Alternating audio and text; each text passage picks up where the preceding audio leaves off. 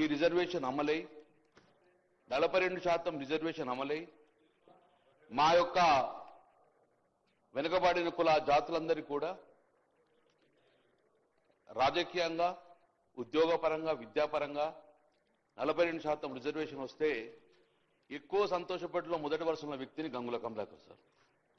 మా పార్టీ పక్షాన కూడా మేమందరం కూడా ఈ బిల్లు పాస్ కాయి తర్వాత ఎలాంటి న్యాయమైన చిక్కులు లేకుండా మాకు రాబోయే కాలంలో 42% రిజర్వేషన్ తోటి అటు మున్సిపాలిటీ కానీ ఇటు పంచాయతీరాల్లో కానీ మేమెంతో మాకు అంత వాటాగా రిజర్వేషన్ వస్తే మా ఎలక్షన్లలో నిజంగా ఇది అయితే గిట్ట చాలా సంతోషపడే వ్యక్తం చేస్తాం అధ్యక్ష. ఎల్పీ మినిస్టర్ గారు కూడా ఒక మాట అన్నారు, మీరు సూచన సలహాలు ఇవ్వండి, గతంలో మీరు ఇచ్చారు, ఈసారి కూడా ఇవ్వండి అన్నారు. గౌరవ ముఖ్యమంత్రి గారు ఇక్కడ ఉన్నారు. ఆ రోజు కూడా మీరు మార్చిలో బిల్ పెట్టినప్పుడు బిల్ 3, బిల్ 4 పెట్టినప్పుడు సంపూర్ణంగా స్వాగతించినాం. సంపూర్ణంగా దాన్ని ఏకపక్షంగా అందరు నిర్ణయం చేసుకొని ఈ బిల్లు పంపిన అధ్యక్ష. ఆ రోజు కూడా మమ్మల్ని సూచన అడిగారు, మేము కూడా సూచన క్లియర్ చెప్పినాం. ఏమని చెప్పినాం క్లియర్గా?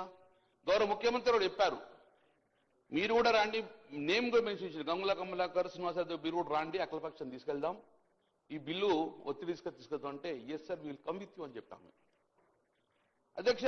ఆ రోజు మార్చిలో 3, బిల్లు 4 ఈ పంపినప్పుడు మేము ఒకటే చెప్పాము, ఈరోజు శాస్త్రీయ పరంగా చెయ్యండి, శాస్త్రీయ పరంగా చేస్తే సక్సెస్ అయిన రాష్ట్రము తమిళనాడు, అశాస్త్రీయంగా చేయడం వలన ఫెయిల్ అయిన రాష్ట్రాలు బీహార్ కానీ, మధ్యప్రదేశ్ కానీ, యూపీ కానీ అశాస్త్రీయంగా చేయడం వలన కోర్టుతో మొట్టికాయలు వేయడం వలన అది రివర్స్ తిరిగి వచ్చింది అని మనం కూడా శాస్త్రీయంగా పోదాము, దయచేసి వెనుకబడిన కులాలను మోసం చేయొద్దు అని చెప్పేసి శాస్త్రీయంగా చేయాలని చెప్పి ఆ రోజుగా ఇదే సభలో మేము చెప్పడం జరిగింది అధ్యక్ష. కానీ ఏ రోజు కూడా మా సూచన పరిణామం తీసుకోలేదు, మీరు మమ్మల్ని తీసుకెళ్లలేదు, పరిణామం తీసుకోలేదు, మమ్మల్ని పట్టించుకోలేదు. కాబట్టి ఇప్పుడు మీరు స్వాగతించరా, మీరు పరిణామం తీసుకుంటే ఇలాంటి చిక్కులు రాకపోవు అధ్యక్ష. 42% రిజర్వేషన్ ఇప్పుడు ఇస్తున్నామన్నారు అధ్యక్ష. బిల్లు తీసుకొస్తాం, బిల్లు తర్వాత జీవో తీసుకొస్తామని చెప్పారు. నేను గౌరవ ముఖ్యమంత్రి సూటిగా అడుగుతున్నాను, ఈ రాష్ట్రం యొక్క అసెంబ్లీ తీర్మానం చేసిన తర్వాత బిల్లు పాస్ అయినాక జీవో వేయాలంటే మరి ఈ 22 నెలలు ఏం చేసింది? మరి అప్పుడే మీ ప్రభుత్వం ఏర్పడిన తర్వాత 6 నెలలు ఇస్తామని చెప్పి కామన్ డిక్లరేషన్ ఇచ్చింది కదా, అదే రోజు మీరు జీవో వచ్చి ఎన్నికలకు పోవస్తుండే కదా, మరి ఎందుకు జీవో వేయకుండా సుమారు 6 కమిటీలు వేసిన అధ్యక్ష? నేను ఒకటి వరుసగా మీకు చెప్తున్నా అధ్యక్ష, మీరు నిజంగానే ఈ రోజు కార్యక్రమం చేసే విధంగా అప్పుడే చేస్తే గిట్ట మీరు ఈ జీవో నెంబర్ 26 తీసుకొచ్చారు. జీవో నెంబర్ 26 మార్చి 2024 తీసుకొచ్చారు. బ్యాక్వర్డ్ క్లాస్ డిపార్ట్మెంట్ నుంచి జీవో ఇష్యూ చేసిన అధ్యక్ష. ఆ జీవోలో క్లియర్గా రిజల్యూషన్ పాస్ చేసినాం, కులగన్న సర్వే చేస్తామని చెప్పి చేయడం అధ్యక్ష. ఈ జీవో నెంబరు బీసీ కమిషన్ ద్వారా వచ్చింది 26. దాని తర్వాత బీసీ కమిషన్ మాయమైంది, లేదు బీసీ కమిషన్. జీవో నెంబర్ 18 తీసుకొచ్చిండ్రు, ప్లానింగ్ డిపార్ట్మెంట్ ద్వారా బీసీ ప్లానింగ్ డిపార్ట్మెంట్ ద్వారా సర్వే చేస్తామని చెప్పింది అధ్యక్ష. ఆ రోజు ఉత్తమ్ కుమార్ రెడ్డి గారు అధ్యక్షన కమిటీ చేశారు, బీసీ కమిషన్ మాయమైంది అధ్యక్ష 10 నెలల తర్వాత. నేను ఇవన్నీ ఎందుకు కోటి చెప్తున్నా అంటే సేమ్ ఇదే బీహార్లో జరిగింది కాబట్టి చెప్తున్నా అధ్యక్ష. మేము దయచేసి మేము రాజకీయంగా మాట్లాడలేను, మా సూచన పరిగణన తీసుకుంటే ఈ బిల్లు పాస్ అయ్యి రాజ్యాంగ పరంగా మన చిక్కులు లేకుండా యాభై చిక్కులు కావాలని కోరుకున్న వ్యక్తిని మేము. కాబట్టి జీవో నెంబరు 18 తీసుకొచ్చారు అధ్యక్ష. సభ నేను గౌరవ సభ్యుని కన్సర్న్ కు ధన్యవాదాలు. బలైన వర్గాలకు సంబంధించి వారి పార్టీకి సంబంధించిన కన్సర్న్ ధన్యవాదాలు.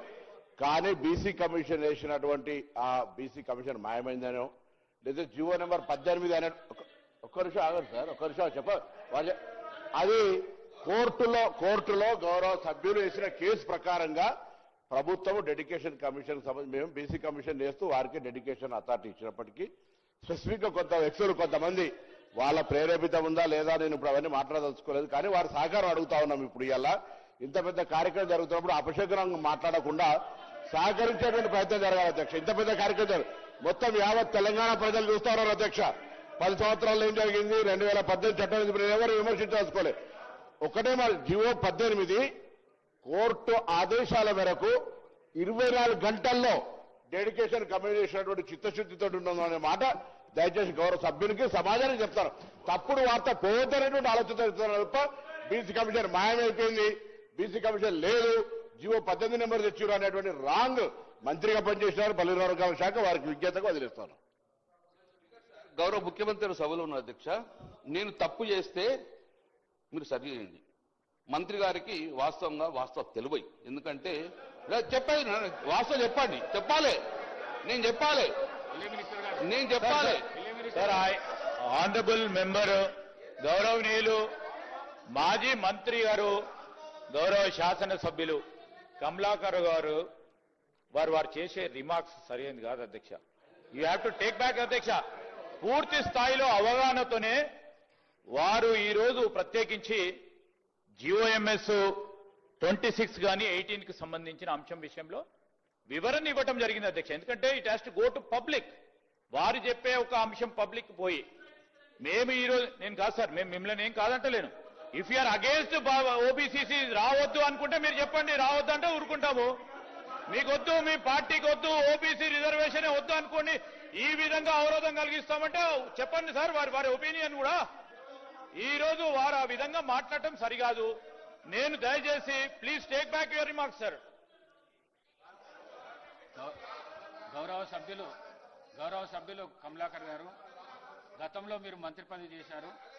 ఒక మంత్రికి తెలియదనడము సమంజసం కాదు. ఆ మాటను మీరు వాపసు తీసుకోండి. సార్ అధ్యక్ష, ఆకారంలో పెద్ద ఉంటే అవగాహన ఎక్కువ ఉంటుంది అనుకుంటే నాకు తెలియదు అధ్యక్ష.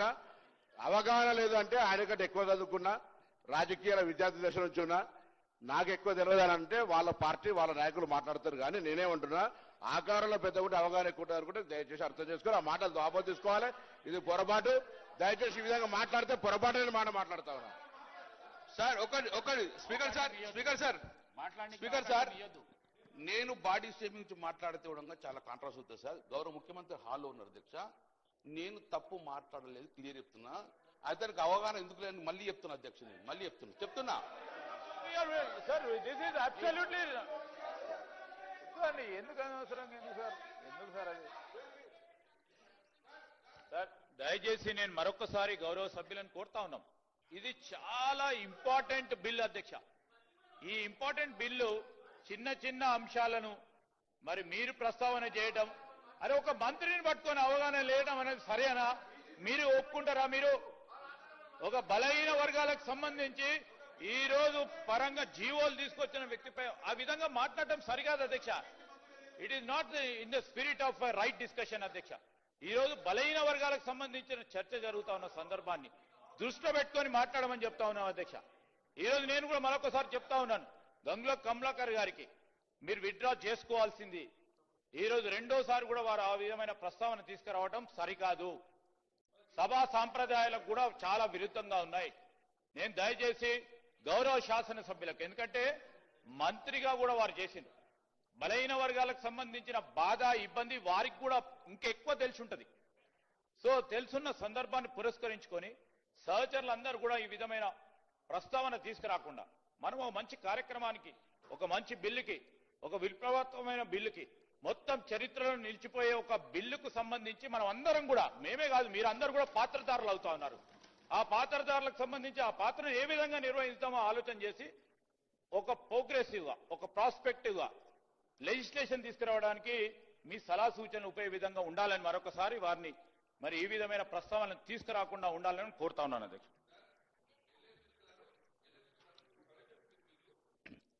మీరు ప్రవేశపెట్టిన బిల్లు గంగుల కమలాకర్ అదే సార్, మీరు వన్ మినిట్ గంగుల కమలాకర్ గారు 1 మినిట్.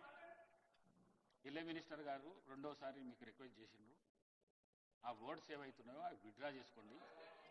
మీరు కూడా గతంలో మంత్రిగా పనిచేశారు. తెలియదు అనడం సమంజసం కాదు. దయచేసి విత్డ్రా చేసుకోండి. కేటీఆర్ గారు ప్లీజ్ ఇది ఇంపార్టెంట్ బిల్లు. కేటీఆర్ గారు ఇది ఇంపార్టెంట్ బిల్లు. దయచేసి స్పీకర్ సార్ మీరు కూడా మా హక్కులు కాపాడాలి అధ్యక్ష. మీరు కూడా మా హక్కులు కాపాడాలి. ప్రతి మాట్లాడిన కొద్దీ మీరు మాకు అవకాశం ఇచ్చి స్పీకర్ సార్, మీరు మాకు అవకాశం ఇచ్చిర్రు. అవకాశం ఇచ్చిన మాట్లాడినప్పుడు ఇంటరప్ట్ చేయకుండా మీరు చూసుకున్న బాధ్యత మీది అధ్యక్ష. నేను నిజంగానే గౌరవ సభ్యులు కమలాకర్ గారు హక్కులు ప్రతి సభ్యుని హక్కులు కాపాడేది చేరుకున్నది. కానీ మీరు ఏదైతే చేస్తున్నారో మీరు అనిపించుకోనికే చేస్తున్నారో అవి చేయకండి. ఇంపార్టెంట్ బిల్ ఉన్నది, బిల్ మీదనే మాట్లాడండి మీరు దయచేసి ప్లీజ్. మీరు కూడా గౌరవ అధ్యక్ష గారు, అధ్యక్ష పర్సనల్ గా మాట్లాడొద్దని మీరు కూడా మంత్రులు చెప్పండి. పర్సనల్ గా మాట్లాడితే ఇది అవకాశం ఇవ్వకండి. గంగుల కమలాకర్ గారు ఆ అవకాశం ఇవ్వకండి.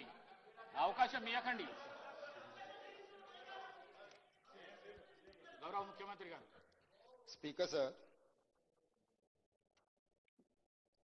గౌరవ సభ్యులు 2009, 2014, 2018, 2023 4 సార్లు శాసనసభ్యుడిగా ఎన్నికైన వ్యక్తిగానే కాకుండా కరీంనగర్ లోకల్ బాడీస్లో మున్సిపల్ కార్పొరేటర్గా కూడా వారు పనిచేశారు.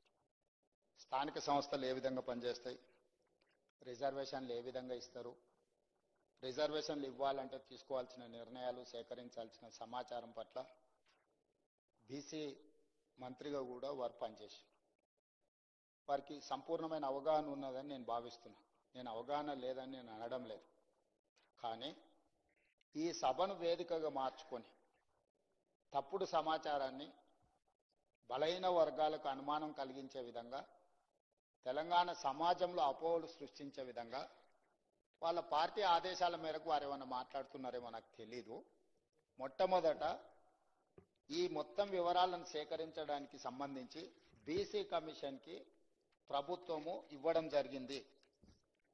ఆ తర్వాత ఆర్ కృష్ణయ్య గారు రాజ్యసభ సభ్యులు రిట్ పిటిషన్ నెంబర్ 30381 ఆఫ్ 2024 వారు హైకోర్టులో ఒక రిట్ పిటిషన్ ఫైల్ చేసి ఇది బీసీ కమిషన్ ద్వారా కాదు, డెడికేటెడ్ కమిషన్ ద్వారా ఈ సమాచార సేకరణ మొత్తం జరగాలి, ట్రిపుల్ టెస్ట్ బాధ్యతలను అప్పగించేందుకు డెడికేటెడ్ కమిషన్ వేయండి అని చెప్పి ఆర్ కృష్ణయ్య గారు హైకోర్టుకు వెళ్ళడం జరిగింది అధ్యక్ష. వారి పిటిషన్ బేసిస్ మీద హైకోర్ట్ ఆఫ్ తెలంగాణ రాష్ట్ర ప్రభుత్వానికి ఆదేశాలు జారీ చేసి, ఇది ఆ కాపీ అధ్యక్ష. దాని ప్రకారము 24 అవర్స్ తిరిగే లోపలనే హైకోర్టు ఆదేశాలు ఇచ్చిన మరుక్షణం తెలంగాణ రాష్ట్ర ప్రభుత్వం చిత్తశుద్ధి